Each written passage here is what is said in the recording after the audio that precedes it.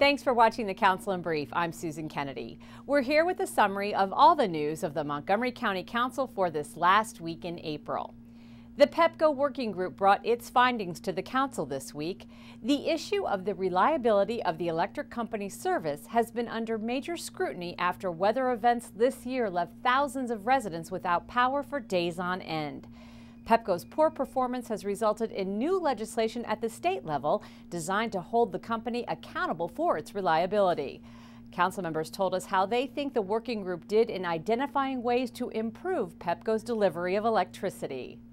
It underscored what our citizens have known, which is that we're not being well served by PEPCO and that our Maryland Public Service Commission needs to be stronger in support of our citizens.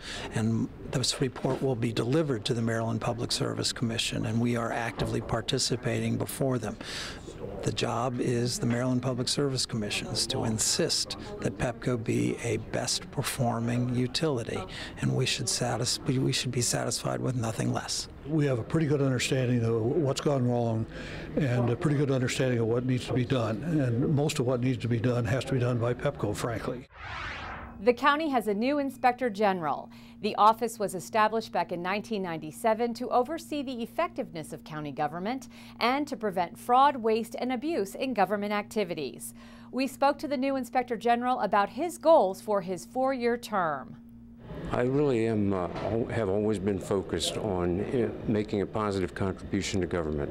I'm really anxious to work with this very vibrant council to find ways to improve the efficiency and effectiveness of the government, make sure that we look at the operations with an eye toward improving its, making sure that the costs that they're considering are serving the public's best interests.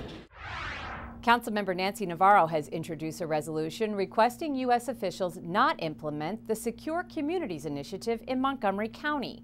This effort requires the submission of fingerprints of all arrested individuals to the federal government for verification of their immigration status. She told us why she thinks this law is a bad idea.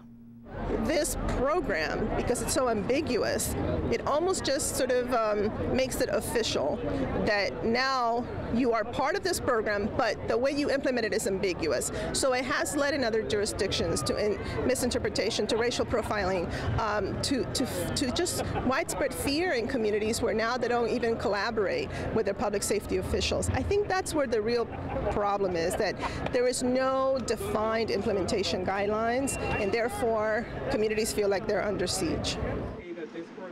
Those opposed to this measure held a rally on the steps of the council office building to voice their concern.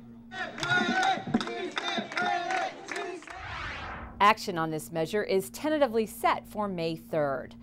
The Clarksburg Infrastructure Working Group has some new ideas on how they think the future development of their community should be paid for. The council created the group to figure out what needs to be funded, the cost, and how to pay for it after the Clarksburg Town Center Special Taxing District was dissolved.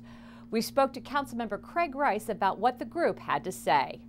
We have to understand that when we move forward, that we do our planning and take heed of some of the mistakes that I think we made as a county in terms of setting up a proper plan that allows for, if we do have a development district that's going to be a part of our process for funding infrastructure, that we lay out a game plan that allows us to accomplish that, knowing that there might be instances in which there's a delay in terms of the amount of housing that comes and supplants that infrastructure.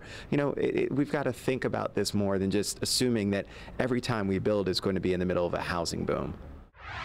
Well, that does it for this week's show. We leave you with a few images of the Gaithersburg girls basketball team who received a proclamation for winning the state 4A basketball championship this year. I'm Susan Kennedy. See you next week.